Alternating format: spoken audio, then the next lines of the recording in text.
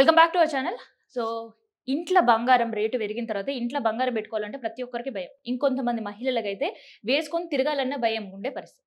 So, అందుకనే భద్రంగా ఉంటది గానీ బ్యాంక్‌ల లాకర్‌లలో దాచిపెడుతుంటారు. ఇంకొంతమంది అవసరానికి లోన్‌లు తీసుకోవాలని బ్యాంక్‌కెళ్ళి కుదవబెట్టి గోల్డ్ లోన్ తీసుకుంటారు. ఇప్పుడు వాళ్ళందరూ ఒకసారి మళ్ళీ చెక్ జేసుకోండి. బ్యాంకు లాకర్‌లో ఉండే మీ గోల్డ్ సేఫ్‌గానే ఉందా? అండ్ 6 నెలలకో, సంవత్సరానికో ఒకసారి గోల్డ్ రివైవ్ జేయాల్సిన ఛాన్స్ ఉంటది కదా! ఆ టైంలో గూడా ప్రతి నెల క్షుణ్ణంగా పరిశీలించుకోండి. ఎందుకంటే బ్యాంకు లాకర్‌లకెళ్ళి గోల్డ్ మాయమైతుంది. గోల్డ్ లోన్ పెట్టుకున్న గోల్డ్ గూడా మాయమయ్యే పరిస్థితి కనిపిస్తుంది. సో, ఇట్లాంటి ఒక ఘటనే బెంగుళూరులో చోటు చేసుకుంది. సో, బెంగుళూరులోని గిరినగర్‌లో ఒక బ్యాంక్. సో, అది ఏదో మళ్ళీ ప్రైవేట్ బ్యాంక్ అనుకోగలరు. సో, గిరినగర్‌లో ఉండే ఒక ప్రభుత్వ బ్యాంక్‌లో డిప్యూటీ మేనేజర్ కిరణ్ కుమార్ ఆయన హస్తవాటం చూపించిండు. బెట్టింగ్ యాప్‌లకు బానిసై, డబ్బులు పెట్టి ఆడే యాప్‌లకు బానిసై, లక్షల రూపాయలు దాంట్లో తగలేసి, వచ్చిన జీతం, చేసే అప్పులు అన్నీ అయిపోయిన తర్వాత ఇంకా కూడా డబ్బులు పెట్టి ఆడాలనే ఒక అడిక్షన్ తోటి ఏం చేయాలో అర్థం కాక, ఎవరైతే పాపం వాళ్ళ ఉన్న బంగారాన్ని కుదవబెట్టి బ్యాంకులు లోన్‌లు తీసుకొని వాళ్ళ అవసరాలకి ఆ బ్యాంక్ లోన్‌లు కట్టి మళ్ళీ బంగారం విడిపించుకోవాలి అని అనుకుంటారు గదా! సో, అట్లాంటి వాళ్ళందరికీ టోపీ పెట్టిన పరిస్థితి. 1 కాదు, 2 కాదు. 2.7 కిలోల బంగారాన్ని అమాంతం దోచేసిండు. బ్యాంక్‌లో నుంచి దోచేసి, ఆ తర్వాత ప్రైవేట్ బ్యాంక్‌లలో దాన్ని కుదవబెట్టి, ఆ వచ్చిన డబ్బులతో బెట్టింగ్ యాప్‌లో ఇన్వెస్ట్ జేసి ఆడిండు. అట్లా 2,00,000, 3,00,000, 10,00,000 అనుకునేరు.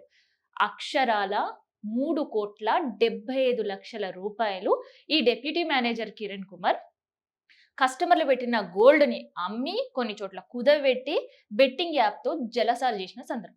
అందుకని ఇప్పుడు బ్యాంక్ లాకర్‌లో ఉండే బంగారం గావచ్చు, లేదంటే గోల్డ్ లోన్ కుదవబెట్టిన వాళ్ళందరూ కూడా టెన్షన్‌గా ఉండే పరిస్థితి కనిపిస్తుంది. సో, ఈ విషయం ఎలా బయటికొచ్చిందంటే, సో, తనకొక పర్సనల్ అవసరం ఉండి, ఎందుకు బయట అప్పు చేయాలి? పర్సనల్ లోన్ తీసుకుంటే ఇంట్రెస్ట్ రేట్ ఎక్కువని ఆలోచించిన ఒక మహిళ సదరు బ్యాంక్‌కెళ్ళి, ఆ బ్యాంక్‌లో గోల్డ్ లోన్ తీసుకుంది. తర్వాత ఒక 6 నెలల సమయం గడిచిన తర్వాత ఇంట్రెస్ట్ కట్టడం ఎందుకు, అసలు కట్టి బంగారం విడిపించుకోవాలనొచ్చింది. సో, ఆ క్రమంలో ఏదైతే గోల్డ్ లోన్ తీసుకునేటప్పుడు మన ముందే గోల్డ్ ఏది, ఎంత విలువ చేస్తుంది అనేది మన ముందు తూకం వేసి, ఆ తర్వాత ఆ డీటెయిల్స్ మనకొక స్లిప్‌లో రాసి, ఇంకొక స్లిప్ బ్యాంక్ దగ్గర పెట్టుకుంటారు. ఆ తర్వాత తూకం వేసిన గోల్డ్ అప్రైజర్ ఇది గోల్డా? కాదా? అని చెక్ జేసి, అదొక చిన్న ప్యాకెట్‌లో ఏసి, తర్వాత దాన్ని బాక్స్‌లో ఏసి భద్రపరుస్తూ ఉంటుంటారు. సో, ఈ ఇన్సిడెంట్ సేమ్ అట్లాగే 2 స్లిప్పులు ఉన్నాయి. అటు బ్యాంక్ దగ్గర సబ్మిట్ చేసిన ఒక స్లిప్ ఉంది. అండ్ కస్టమర్ దగ్గర ఒక స్లిప్ ఉంది.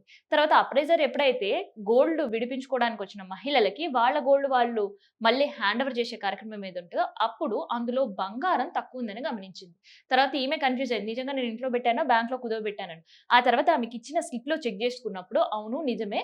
నాకు సంబంధించిన 22 గ్రాముల బంగారం తక్కువుంది అని. అదే అప్రైజర్‌ని క్వెషన్ చేస్తే, అప్రైజర్ నాకేం తెలుసు అన్నాడు. తర్వాత బ్యాంక్ స్లిప్‌లలో 2 టాలీ చేసి చూస్తే, స్లిప్‌లలో ఉన్న బంగారం ప్యాకెట్‌లో లేనిది గుర్తించారు. ఆ తర్వాత వెంటనే మేనేజర్‌కి కంప్లెయింట్ చేసింది.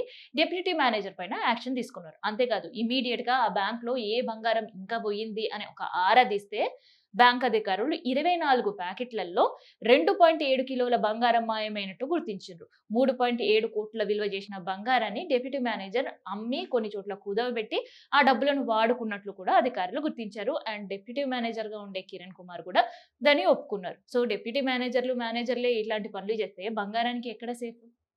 బ్యాంక్‌ల పైన చాలా నమ్మకంతో అడుగుపెట్టే కస్టమర్‌లు ఇవాళ డౌట్‌ఫుల్‌గా దొంగలను చూసినట్టు బ్యాంక్ వాళ్ళని చూసే పరిస్థితి కనిపిస్తుంది బెంగుళూరు ఇన్సిడెంట్ తర్వాత.